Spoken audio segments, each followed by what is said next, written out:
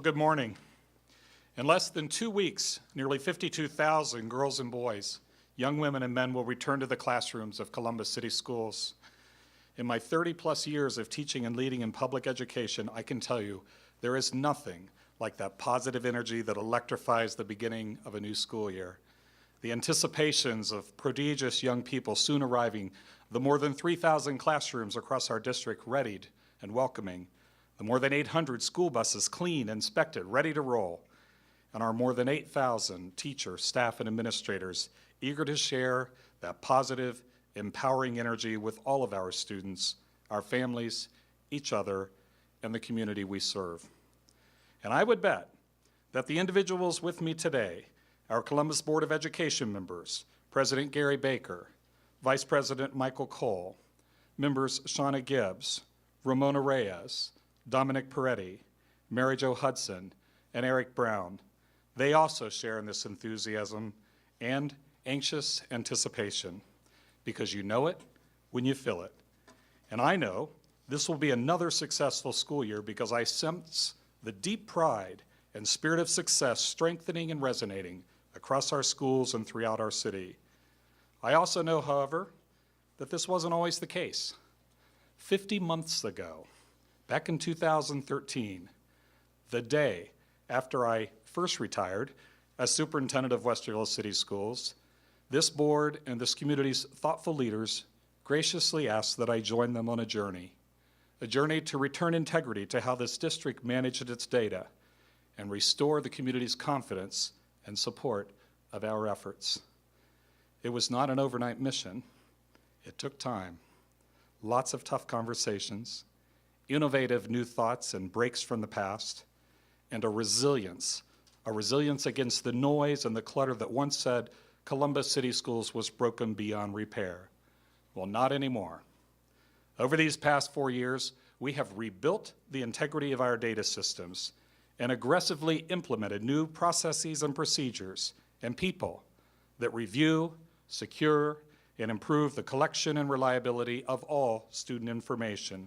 In fact, we're now wholly transparent and effective, with our data displayed proudly, daily, through our first ever online digital dashboard. And the community's confidence is restored, as evidenced by the overwhelming support of last fall's levy. But that's not all. Together with this board and this community, we've also increased access to high-quality pre-kindergarten experiences by 22%. We've more than doubled the percentage of third graders promotable to the fourth grade, not 1, not 2, not 3, but 4 years in a row. We've better served more students with limited English proficiency and special needs, more than any other district in the region. We've eliminated the gaps in 26 of our schools that historically separated students of different genders, races, and poverty levels. We opened the city's first gifted academy for students with superior cognitive skills and talents. We transformed career technical education with the help of local businesses and labor, so more students now graduate with in-demand career skills and oftentimes jobs in hand.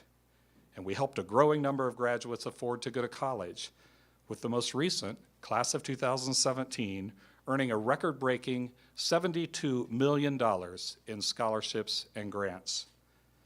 This district provided a greater return on our taxpayers' investments by reducing administrative overhead, trimming its budget by $50 million in 1 year, closing underutilized schools and selling unneeded properties, and launching a much-needed $125 million bond-supported infrastructure repair program to address years of deferred maintenance.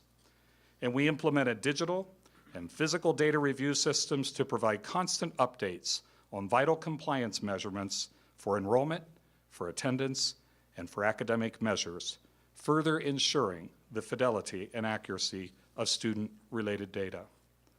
All of that and more has earned our district and many of our staff state and national recognitions, including recognition for having 2 of the nation's best high schools, according to the U.S. News and World Report.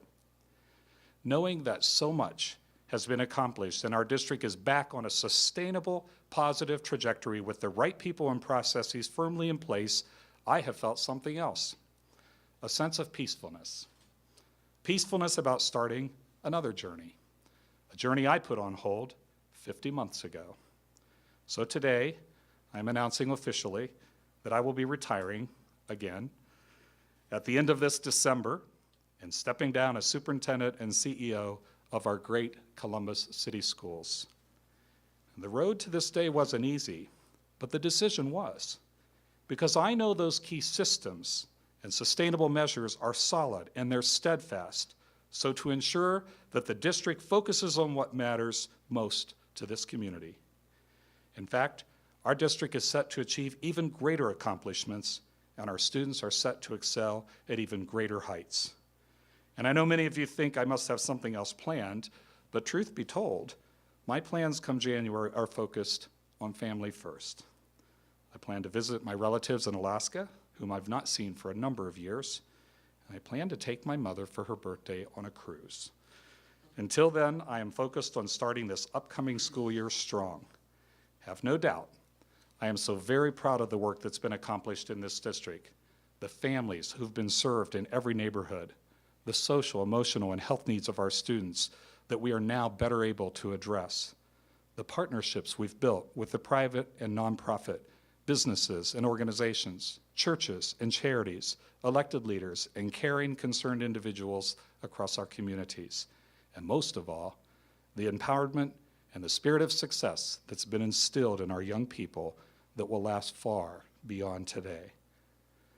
I want to say thank you to this community and to the board that stands here with me today. We still have plenty of work to do between now and December, and I am dedicated to filling every moment of these next 5 months with the same enthusiasm as the last 50. And with that, it's my pleasure to introduce our Board of Education's President, Mr. Gary Baker.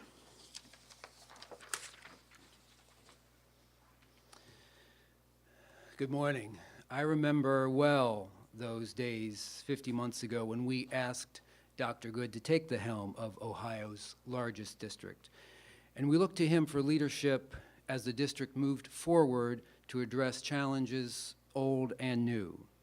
Today, I can say we've accomplished that mission and more, as most evidenced by our growing student successes, academic achievement, and the many recognitions earned by this district across disciplines, and by the overwhelming support of our community and its voters in approving our most recent levy. On so many measures, our district is on the right track, and we have Dr. Good, the district's leadership team, and my colleagues on the board to thank for much of that.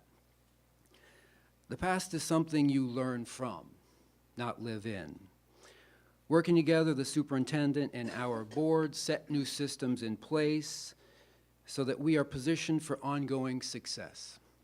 As I look across our district, both in academics and in operations, I know that sustainable and reliable measures are now so well rooted that we can move forward without losing momentum while the board searches for Dr. Good's replacement.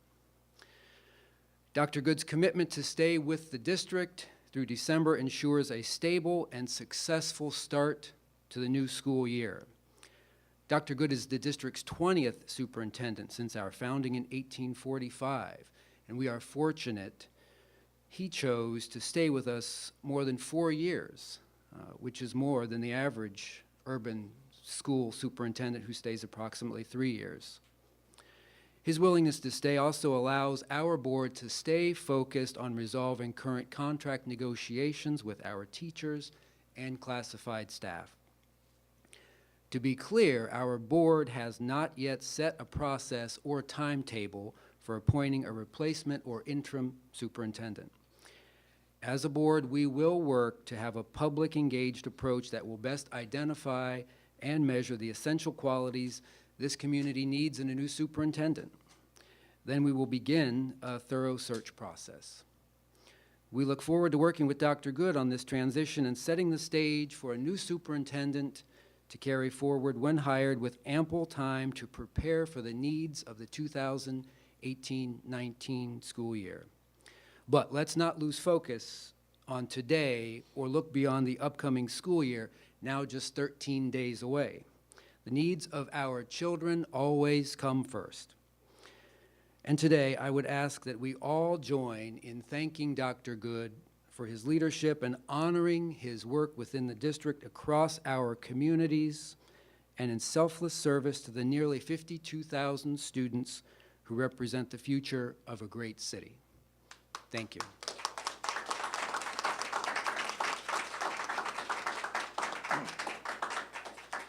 Thank you, President Baker, for those kind words and for helping us all stay focused on what's most important. Not any of us here today, but it's the children and the families who look to us to lead and to empower them to be successful. I also want to thank members of my executive team that are here with us today. Thank you so much for all of your support. Each of you has been an essential component and contributor to the successes we celebrate, and I didn't want this moment to get away without properly showing my most sincere appreciation to you. Thanks to all of you who joined us today, and for the media here, we've set up opportunities for one-on-one interviews afterwards. Thank you very much.